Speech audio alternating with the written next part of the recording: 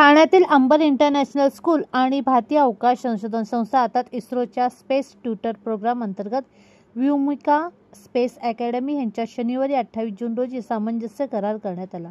या करारान्वये मुंबई महानगर क्षेत्रातील पहिली स्पेस एज्युकेशन लॅब ठाण्यातील अंबर इंटरनॅशनल स्कूल इथे लक्ष्मण कदम यांच्या नेतृत्वाखाली उभारण्यात येणार आहे।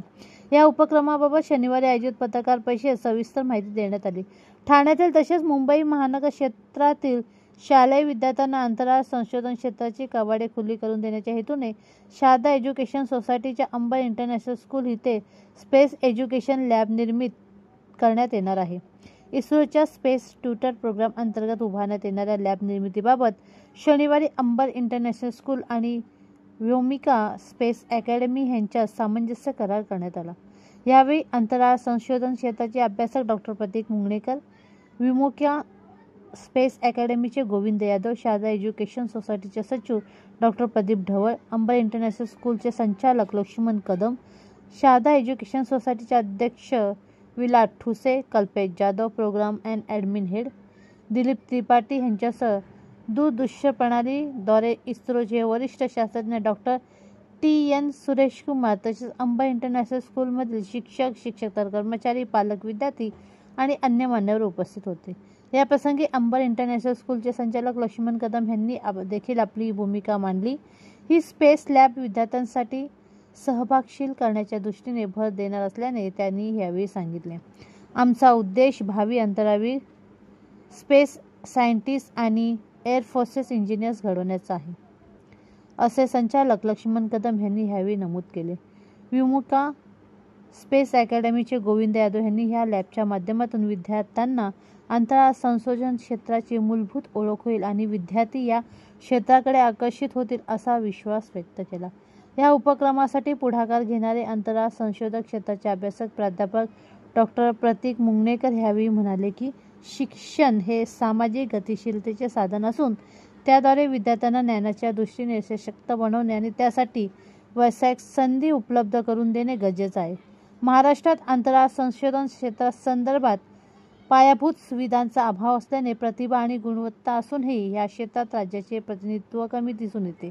विद्यार्थ्यांना शालेय वयातच अंतराळ संशोधन क्षेत्राची ओळख करून देणाऱ्या विशेष पायाभूत सुविधा आणि मार्गदर्शन उपलब्ध करून दिल्यास या क्षेत्रात मराठी टक्का वाढेल असा विश्वास डॉक्टर मुंगणेकर यांनी व्यक्त केला।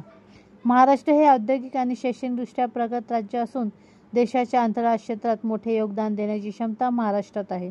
शाळांमध्ये स्पेस सायन्स आणि इनोव्हेशन लॅब स्थापन केल्यास ग्रामीण व शहरी अशा दोन्ही विभागातील विद्यार्थ्यांना तंत्रज्ञानाच्या जगाशी जोडता येईल, असे डॉक्टर मुंगणेकर यांनी ह्या प्रसंगी सांगितले। शारदा एज्युकेशन सोसायटीचे सचिव प्राध्यापक डॉक्टर प्रदीप ढवळ यांनी स्पेस लॅबच्या माध्यमातून शिक्षक रंजक आणि प्रेरणादायी करण्याचा उद्देश असल्याचे स्पष्ट केले। प्राध्यापक डॉक्टर ढवळ यांनी सांगितले की महाराष्ट्राला doctor Jayant Narlikar, doctor Anil Kakodkar, doctor Raghunath Mashelkar अशी थोर विज्ञान संशोधकांची उज्ज्वल परंपरा आहे। त्यांची प्रेरणा असे उपक्रम राबवताना आमच्या समोर आहे। त्यातूनच मुंबई महानगर क्षेत्रातील पहिली स्पेस एज्युकेशन लॅब ही अंबर इंटरनॅशनल स्कूल इथे उभी करण्याचा निर्णय घेतला आहे।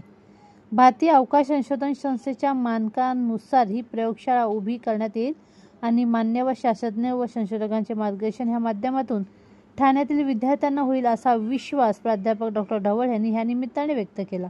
यावेळी इस्रोचे प्रख्यात शास्त्रज्ञ डॉक्टर TN सुरेशकुमार यांनी दूरदृश्य प्रणालीद्वारे उपस्थित राहून या सामंजस्य कराराबद्दल संबंधितांचे अभिनंदन करून प्रयोगशाळेच्या निर्मितीसाठी शुभेच्छा दिल्या। यावेळी ते म्हणाले की अशा प्रयोगशाळांमुळे भारताचे अंतराळ संशोधन क्षेत्रातील भविष्य उज्ज्वल होणार आहे। या प्रयोगशाळांमुळे विद्यार्थ्यांमध्ये सर्जनशीलता आणि विज्ञानाची आवड निर्माण होईल असा विश्वास डॉक्टर TN सुरेशकुमार यांनी व्यक्त केला आहे। ठाणे मुंबईमध्ये पहिल्यांदाच स्पेस लॅब एज्युकेशन सेंटर इथे होत आहे। मला वाटतं हे आदर्श होईल आणि महाराष्ट्रातील इतर शहरांमध्ये सुद्धा अशा प्रकारचं स्पेस एज्युकेशनल सेंटर तयार होतील आणि इस्रो जी प्रगती करत आहे, अंतराळ क्षेत्रामध्ये भारत जी प्रगती करत आहे ती प्रगती प्रत्येक नागरिकापर्यंत जाईल आणि प्रत्येकाला अभिमान वाटेल आपल्या इस्रोच्या कार्याचं. आपले गगनयान आता लवकरच इस्रो अंतराळात सोडणार आहे. अंतराळ यात्री राकेश शर्मा आणि सुधांशू आपण पाहतो अंतराळ यात्री गेलेले आहेत. भारत हा कमी नाही. ज्या देशामध्ये जे धान्य पिकायचं ते जनतेला पुरत नव्हतं, साधी सुई निर्माण होत नव्हती स्वातंत्र्यपूर्व काळात, आणि आज भारत हा स्वयंपूर्ण झालेला आहे. अंतराळ क्षेत्रामध्ये प्रगती करतो आहे आणि प्रत्येकाला याचा अभिमान वाटला पाहिजे. आणि यासाठी ठाणे मुंबईमध्ये हे जे स्पेस एज्युकेशन सेंटर होत आहे याचं मी अभिनंदन करतो. विशेषतः व्योमिका स्पेस सेंटर आणि शारदा एज्युकेशन सोसायटी यांचं अभिनंदन करतो. आणि भारतातील इतर शहरात सुद्धा अशा प्रकारची स्पेस एज्युकेशन सेंटर्स निर्माण व्हावीत अशी माझी प्रार्थना राहील, सर्वांना विनंती राहील. तेव्हा मी पुन्हा या 2 केंद्रांचं, शारदा एज्युकेशनल सोसायटी आणि व्योमिका स्पेस सेंटर जे इस्रोचं आहे, इस्रोची मान्यता असलेलं, त्यांचं अभिनंदन करतो. गेली अनेक वर्षे शिक्षण क्षेत्रात काम करत आहे. गेले अनेक दिवस आम्हाला वाटत होतं की अशा प्रकारचं रिसर्च सेंटर इथे सुरू व्हायला पाहिजे की जेणेकरून अगदी लहान वयातच मुलांवरती ते संस्कार होतील आणि ज्या संस्कारातनं मुलं कुठेतरी स्पेसकडे किंवा ह्या सगळ्या रिसर्चकडे मुलं जातील. नवीन एज्युकेशन पॉलिसीप्रमाणे काळाची गरज लक्षात घेऊन शारदा एज्युकेशन सोसायटीने हे सुरू केलेलं पहिलं पाऊल आहे. मला असं वाटतं की महाराष्ट्रामध्ये 3रं सेंटर असावं. 2रं सेंटर आहे की जिथे तरुण अगदी सायंटिस्ट म्हणून प्रतीक मुंगेकर हे या सगळ्याची जबाबदारी यांनी घेतलेली आहे की ज्याचा बायोडेटाच आपल्याला थक्क करणार आहे. इतक्या छोट्या वयामध्ये ह्या मुलाने जे काय अचीव केलेलं आहे त्याचं ज्ञान त्याने जे मिळवलेलं आहे ते ज्ञान आमच्या शाळेमधल्या अंबरी इंटरनॅशनल स्कूलमधल्या विद्यार्थ्यांना मिळावं या उद्देशाने शारदा एज्युकेशन संस्थेने उचललेले महत्त्वाचं पाऊल आहे. आणि म्हणून ठाणे शहराला आजूबाजूच्या सगळ्या ठाणे शहराच्या आजूबाजूला असणाऱ्या सगळ्या या फील्डमध्ये काम करणाऱ्या विद्यार्थ्यांसाठी आता एक जवळचं आपलं स्वतःचं असं सेंटर होईल ज्याच्यामध्ये अगदी रोबोटिकपासून आर्टिफिशियल इंटेलिजन्सपासून ड्रोन तयार करण्यापासून अगदी रॉकेट तयार करण्यापर्यंतचं शिक्षण इथे दिलं जाईल. शास्त्रशुद्ध पद्धतीने इथे शिक्षण दिलं जाईल. त्यामुळे शारदा एज्युकेशन सोसायटीच्या वतीने या सगळ्या टीमचं, इस्रोवरून आलेल्या सगळ्या टीमचं मी मनापासून स्वागत करतो. धन्यवाद. मी स्पेस सायंटिस्ट नाही आहे. माझं एज्युकेशन जे आहे ते स्पेक्ट्रोस्कोपी, ॲनालिटिकल केमिस्ट्री, बायोटेक्नॉलॉजीमध्ये झालेलं आहे. पण मी जेव्हा दौरे केले तेव्हा मला असं लक्षात आलं की महाराष्ट्रामध्ये खूप पोटेन्शियल आहे, पण आपल्याकडे फक्त नारळीकरच आहे ज्यांना आपण स्पेसमध्ये बघू शकतो. फार बोटावर मोजण्याची माणसं आहेत. तर याचं रिझन असं आहे की महाराष्ट्राकडे टॅलेंट आहे, पोटेन्शियल आहे, पण आपल्याकडे एक्सपोजर नाही आहे. स्पेस सायन्स काय असतं, इनोव्हेशन काय असतं हे माहीत नाही आहे. या एका ध्यासाने मी हा प्रवास सुरू केला आणि शारदा एज्युकेशन सोसायटीमध्ये ही महाराष्ट्रातली 2री स्पेस इनोव्हेशन आणि लॅब आपण सेट करतोय. पहिली मुळशीला आपण केली, त्याचं नाव दिलं Kalam Mashelkar space innovation centre. स्वतः माझे गुरु माशेलकरांनी त्याचं उद्घाटन केलं आणि इथे आपण मुंबईमध्ये प्रयोग करतोय.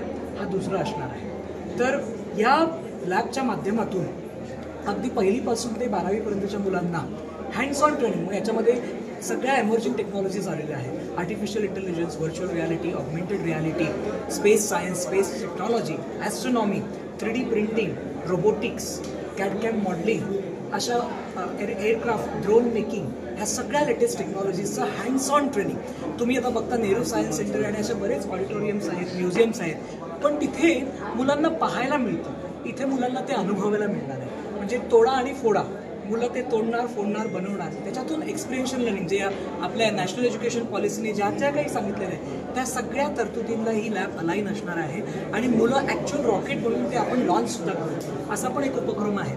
त्यानंतर फक्त ॲक्टिव्हिटीज आणि प्रोजेक्ट बेस न राहता इस्रो अप्रूव्ड सिलेबसेस, तुमच्या प्रश्नाचं उत्तर आहे.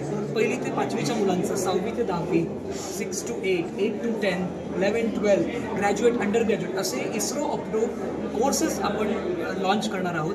ते कोर्सेसमधून ॲक्च्युअल इस्रोशी आपण टायअप करून त्यांना मुलांना विधिवत त्याचं प्रशिक्षण आणि सर्टिफिकेट प्रोग्राम्स पण आपण देणार आहोत शारदा एज्युकेशन सोसायटी आणि हॅम्बर्ग स्कूलच्या माध्यमातून. सो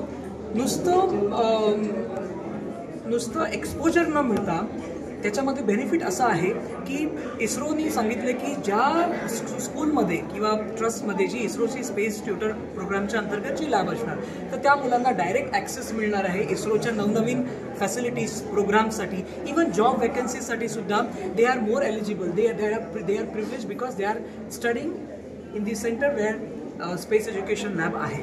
सो आपल्या महाराष्ट्रातल्या मुलांना सुद्धा, मराठी मुलांना सुद्धा याचा जास्तीत जास्त उपयोग या स्पेस इनोव्हेशन लॅबच्या माध्यमातून होणार आहे. शासनाची मदत नाही आहे पण शारदा एज्युकेशन सोसायटीची मदत फार आहे. सोसायटीच्या अंडर जी आपण लॅब करतो आहे, आता ह्या शाळेची स्ट्रेंथ आहे 2500 बरोबर, पण ही लॅब नुसती शाळेसाठी नसून ठाण्यामधल्या आणि मुंबई शहरामधल्या जितक्या शाळा असतील त्या सगळ्या मुलांना आपण या लॅबमध्ये इन्क्लूड करून जास्तीत जास्त मुलांना स्पेस एज्युकेशन आणि इनोव्हेशन याचं आपण सायंटिस्ट उभारणं आहे. कारण माझं जेव्हा सरांबरोबर बोलणं झालं होतं तेव्हा तर मी सांगितलं होतं की आपण इन्व्हेस्टमेंट करूया, फॉरगेट अबाउट प्रॉफिट, पण काही अशा गोष्टी असतात की जिथे आपल्याला बॅलन्स साधावा लागणार आहे लक्ष्मी सरस्वतीचा, तर तो होणारच आहे. पण सामान्य मुलांना, रुरलमधल्या मुलांना सुद्धा याचा बेनिफिट होऊन त्यांना सुद्धा त्या सगळ्या सरकारी आणि इंटरनॅशनल एक्सपोजरचा सुद्धा त्यांना बेनिफिट देता येणार याच्यासाठी आम्ही प्रयत्न करू.